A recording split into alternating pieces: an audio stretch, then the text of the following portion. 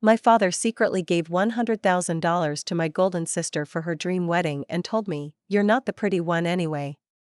When I asked why, my sister said, "You were never meant for this life." 10 years later. You were never meant for this life, Maeve.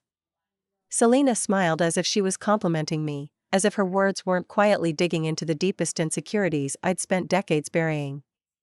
"And you're not the pretty one anyway," my father added, without even looking up from his drink. That was 10 years ago. 10 years since I walked away from my family, my hometown, and the life I was told I didn't belong to. I made a new life, until a phone call last fall brought it all crashing back. I'm Maeve, 38 now. I was raised in Asheville, North Carolina, and lived there until I was 28. My family was what you might call upper middle class. My dad, Douglas, ran a heating and air company that did really well. We weren't millionaires, but we had enough to have a nice house, eat at decent restaurants, and take the occasional vacation. I have one sister, Selena. She's 3 years younger than me, and since the day she was born, she was the one. The golden child. Beautiful, blonde, bubbly, always the center of attention. People compared us constantly. I was the serious one, braces, glasses, messy curls, shy. I read books in corners while Selena twirled in new dresses in front of guests. The favoritism wasn't subtle. My dad used to say things like, "Selena's the spark of the family," or "You've got your mother's practicality, Maeve, that's good in a different way." My mother tried to keep things balanced, but she was quieter than my dad, always trying to keep the peace, never challenging him when he brushed me aside. I got through school on scholarships and part-time jobs.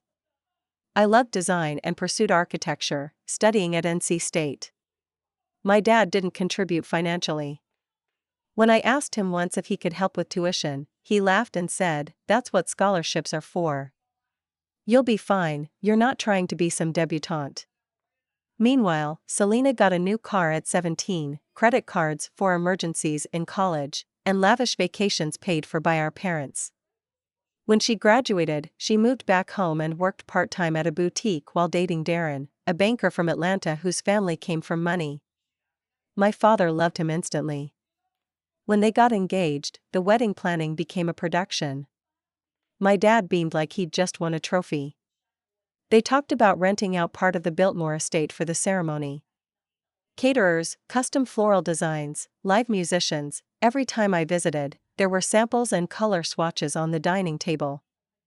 I was 28, working 60-hour weeks at a firm in Durham, living frugally in a studio apartment and trying to climb a ladder that didn't have any help at the bottom. One afternoon, I visited home and overheard my father on the phone in the kitchen. He was talking to someone about the check, how he'd moved $100,000 out of the girl's future account for Selena's wedding. I thought I'd misheard. But later that night, I asked him directly, "Did you give Selena $100,000 for her wedding?" He didn't even look up from his scotch. "Of course. It's her big day. She deserves it. You never gave me anything like that. You didn't help with college, or even rent," he cut me off with a scoff. "You're not the pretty one anyway, Maeve. You're not the one who needs all that. You've always been the independent one." It wasn't just what he said. It was the casual tone. Like it was obvious. Like it was a given that I didn't deserve the same things because I wasn't beautiful enough. The next day, I asked Selena why she never told me. She looked at me like I was asking something childish. "You don't need that kind of wedding, Maeve. You don't want this life. You were never meant for it." That was it. The last straw. I told them I wouldn't be attending the wedding. They acted like I was being petty. My mom begged me to reconsider. I didn't. I cut them off. I moved to Chicago a month later after getting a new job. I didn't call. Didn't write. When the wedding pictures went up on Facebook, I blocked them all. I spent the next 10 years rebuilding myself. It wasn't easy. I had no safety net, no family support, no warm holiday visits or birthday brunches. But I worked. I pushed through every struggle and slowly built something I could be proud of. I started my own design firm. I got a dog, Arlo, who became my family. I made friends who saw me, not as the second best daughter, but as a whole person. And I healed, at least I thought I did. Then, last October, my mom called. Maeve. Your father had a stroke. He's in a rehab facility now. It's bad. We don't know how long he has. I didn't know how to respond.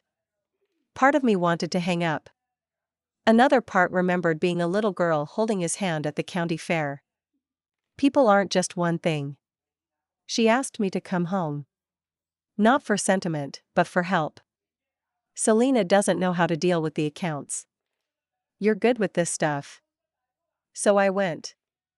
For the first time in 10 years, I walked into my childhood home. It hadn't changed much. Same furniture, same smell of wood polish and something faintly floral. My mom hugged me like she thought I might vanish again. Selena was there too. Her hair was shorter now, styled perfectly, and she wore grief like jewelry, just enough to be seen, not enough to be messy. My father was barely conscious most days. He mumbled, drooled slightly, and recognized people in flashes. I stayed in my old room. Helped sort through paperwork, met with a lawyer, and tried to decipher where everything stood. Then I found the account. A trust fund, set up years ago. It was labeled Maeve and Selena. A joint custodial account from when we were kids. But here's the thing, it had a clause that withdrawals above $50,000 needed both of our signatures. And someone had taken out $100,000 for Selena's wedding. The signature next to mine was not mine. It was close, but not quite. The slant was off. The V in Maeve curved differently. I took photos. Quietly. Sent them to a lawyer friend back in Chicago. He confirmed what I suspected. The signature was forged. I didn't confront anyone at first. I needed more information. Over the next week, I combed through statements, emails, and found correspondence that confirmed it. My father and Selena had moved the money using forged authorization. When I finally brought it up to my mother, her face went pale. She sat down like the air had been pulled from the room. I didn't know, she whispered. Your father said you'd approved it. That it was part of a gift. Selena's reaction was different. She shrugged. You weren't going to use it. You never wanted a big wedding. I needed it more. You forged my signature, I said quietly. Dad told me it'd be fine. You were off doing your thing. You had your own life. I didn't yell. I didn't cry. I just walked out. I made 2 calls. One to a lawyer. One to the police. The days that followed felt surreal, like I was walking through scenes I'd seen in dreams but didn't quite belong to anymore.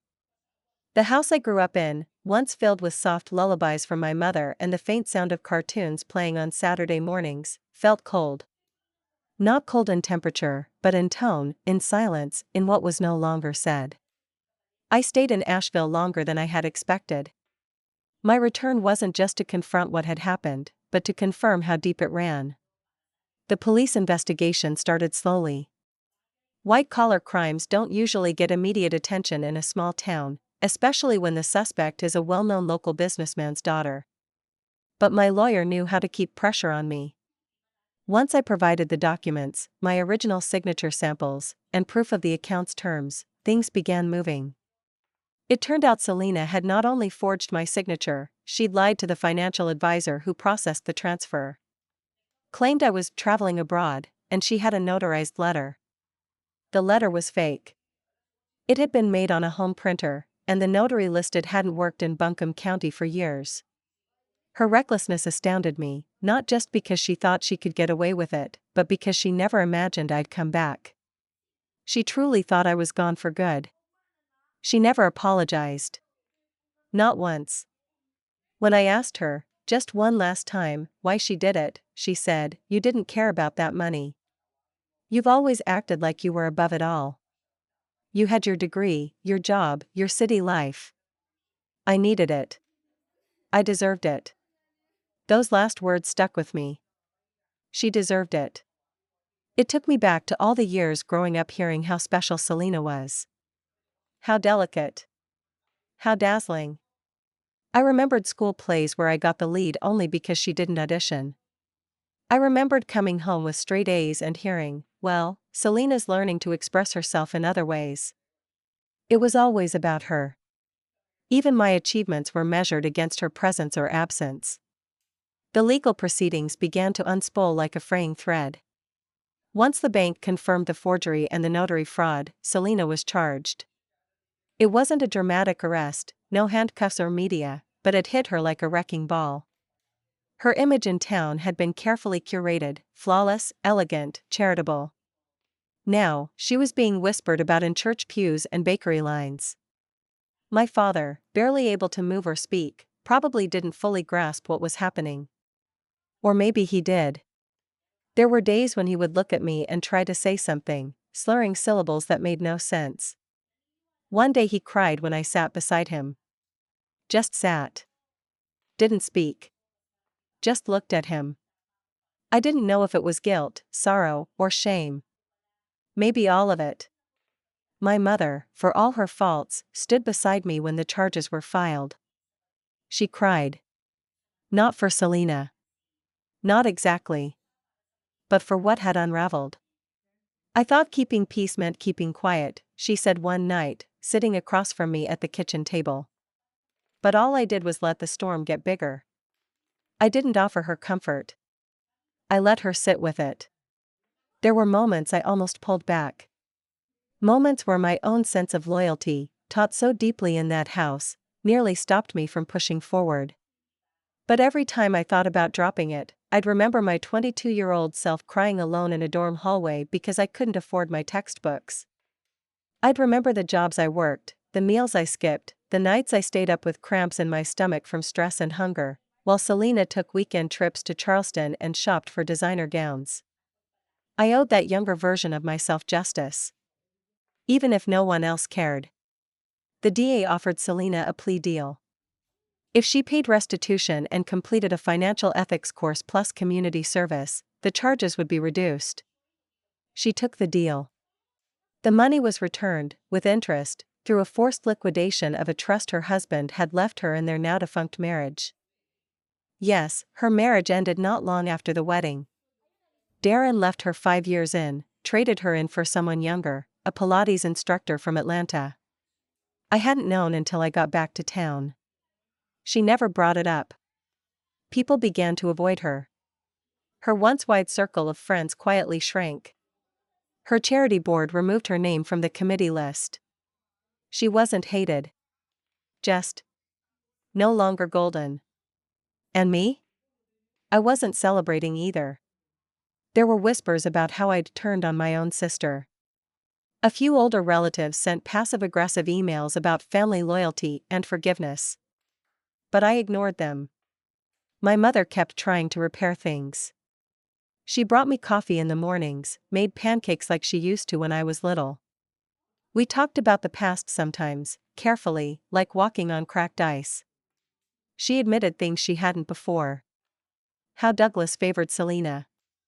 How she felt powerless in her own marriage. How she thought I was strong enough not to need her. I did need you, I told her one night. But you chose him. She didn't deny it. I'm sorry, she said. For all the years I saw you disappearing and didn't stop it. I didn't say it's okay. Because it wasn't. But I let her stay at the table. Over the weeks that followed, I spent more time visiting the rehab center. Not out of obligation, but to see for myself what became of the man who once said, "You're not the pretty one anyway." It's strange. Watching someone who once towered over your life become small. Fragile. Dependent. He didn't say much, couldn't. But one day, as I turned to leave, he reached for my hand with surprising strength. His lips moved, slowly. He tried to form a word. One syllable. Over and over. Maybe it was sorry. Maybe it was stay.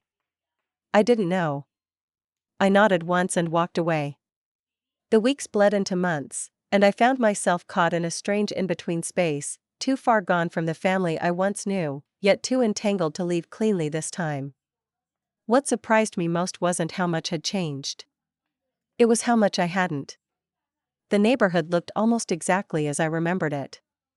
The same cracked sidewalk slabs. The same small grocery store where my mom used to buy cherry popsicles on summer afternoons. Some of the neighbors were still there. Mrs. Halloran, now well into her 80s, spotted me once while I was walking Arlo around the block and waved hesitantly, as if unsure whether I was a memory or a ghost. I waved back, but I didn't stop. I'd started taking long walks late at night, mostly to clear my mind, partly to stay away from the heavy silence in the house. My mother and I were talking more, and in small ways, it felt honest. But there were moments when her voice would still carry that brittle defensiveness, as though she was holding on to the version of our family that only ever existed in photo albums. One night, we were sitting on the back porch after dinner. The air was warm with that early spring humidity, the kind that clings to your skin like a damp cloth. "I keep thinking about that wedding," she said, quietly, her eyes fixed on the darkness. "How much we spent. How much of it was just for show."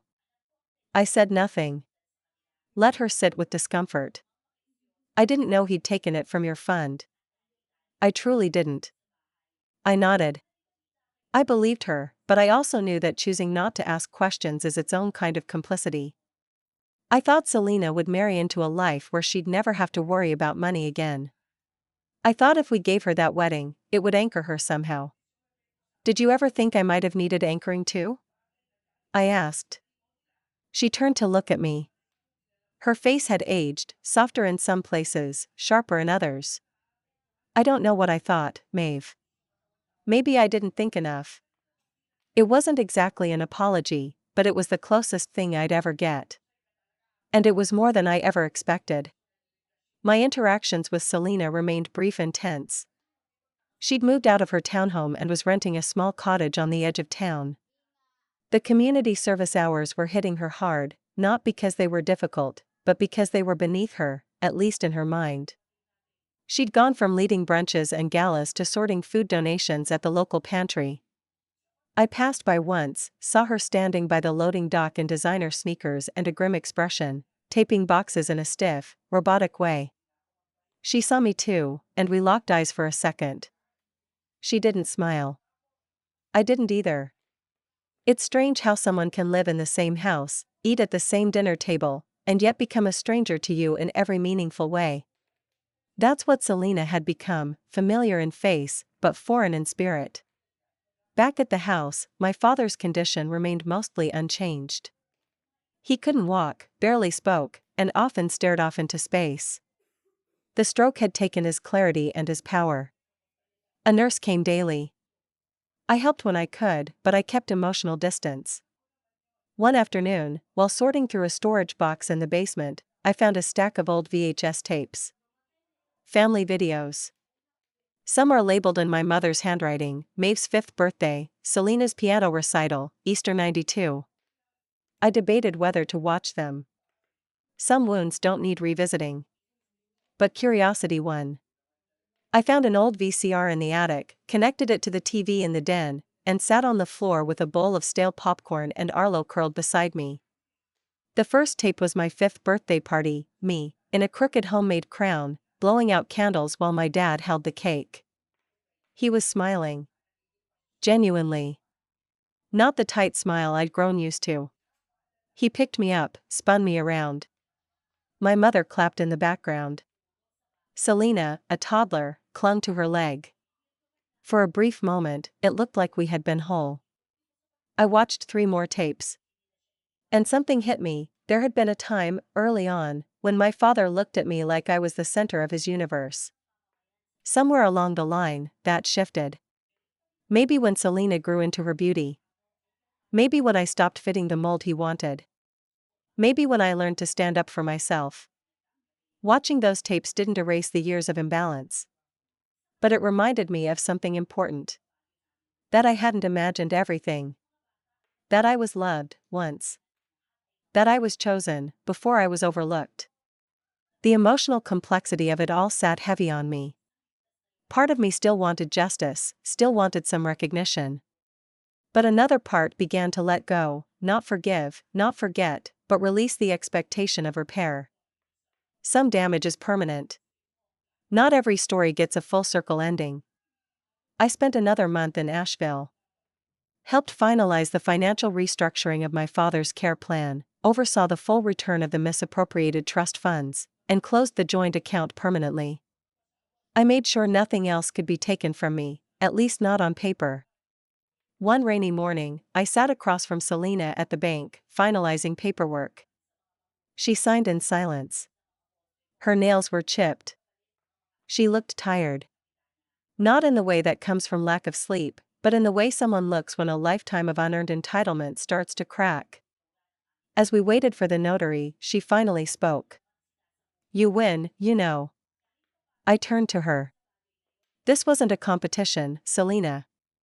"Maybe not to you," she said, eyes still fixed on the desk. "But it always was to me." We said nothing after that. I left first.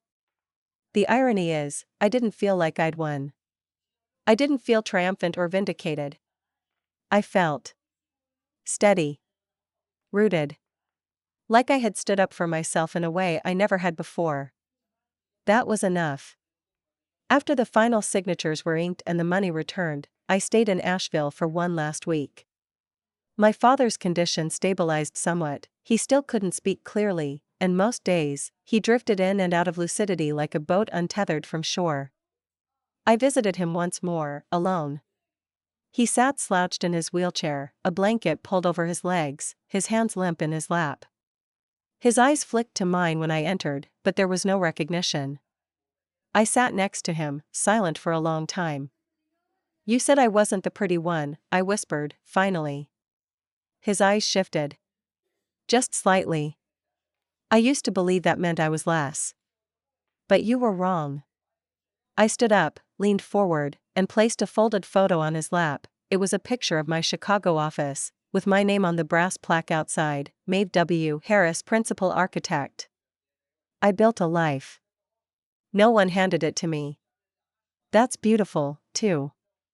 I left the room. I didn't look back. Back in Chicago, the weight of it all seemed to fall away the moment the plane touched down. I walked into my apartment like someone returning from war, exhausted, hardened, but sure of who they were. Arlo greeted me like I'd been gone for years. I sat on the kitchen floor with him, letting his soft fur soak up every last bit of grief. Over the following weeks, I poured myself back into my firm. I had new clients, new projects. Life went on, but I was different now. Stronger. Lighter. And still, I hadn't quite scratched the itch of closure. The legal revenge was complete. But there was something else I needed. A reckoning. Selena's social life had taken a hit, but she still floated in some of the same social circles. What I knew, what I'd always known, was that her world depended on perception. She needed to be admired. Needed to be seen as elevated, untouchable, enviable. So, I made a decision. A few months after returning to Chicago, I sent a formal invitation to Selena's local women's networking club in Asheville, a legitimate invite to a keynote I was giving in Raleigh on sustainable urban design and equity in public spaces. It wasn't personal. I was invited by the city's planning council. But I added a little touch. I requested the event be publicized in their newsletter, which Selena still subscribed to and often read religiously. The night of the event, I stood behind the podium in a silk navy blouse and wide-leg trousers. My firm's logo played behind me on the screen. The room was filled with planners, young architects, and curious residents. Some from Asheville. Some from cities across the Southeast. One of the women who sat near the front had been on Selena's former charity board. I spoke about design, about rebuilding communities, about spaces that include everyone, not just the elite.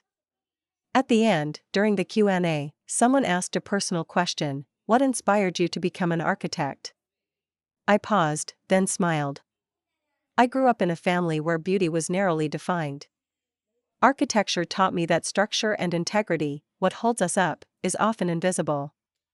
But it matters more than what people see. The audience clapped. Someone stood. Cameras flashed.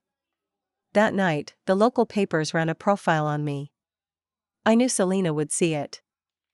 The next morning, my LinkedIn had dozens of notifications, including one I didn't expect. Selena Harris viewed your profile. She didn't send a message. She didn't need to. Weeks later, I got a certified letter in the mail. From Selena. It was short. Maeve, I watched your talk. I didn't know you were doing so well. I suppose you don't owe me anything.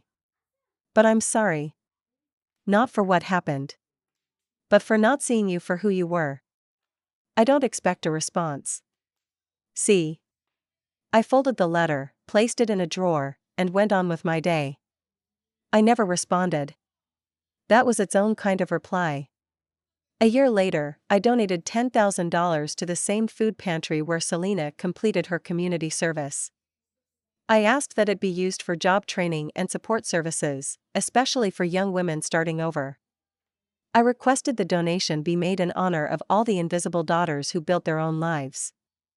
The plaque went up quietly, near the entrance. I never visited. But I heard, from someone in town, that Selena did. She stood in front of it for a long time. Didn't cry. Didn't smile. Just stood there. Some people sparkle. And some, we rise, quietly, steadily, with hands that build and eyes that don't look back. And that? That was enough.